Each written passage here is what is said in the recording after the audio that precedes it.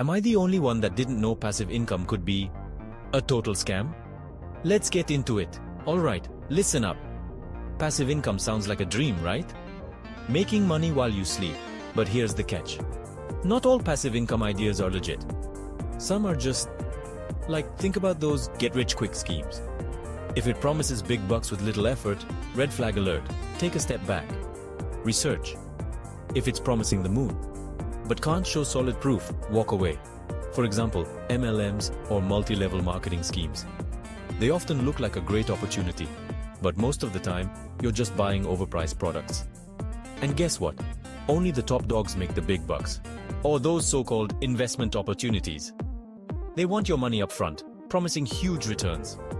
But the reality? You might never see that money again. Gone. So how do you find the real deals? Look for proven methods, like rental income, dividend stocks, or creating digital products. Things that require some upfront work. But once set up, they can bring in steady cash flow. Remember, if it sounds too good to be true, it probably is. And hey, there's no shame in doing your homework. Better safe than sorry. So next time, someone pitches you the latest passive income idea, think twice.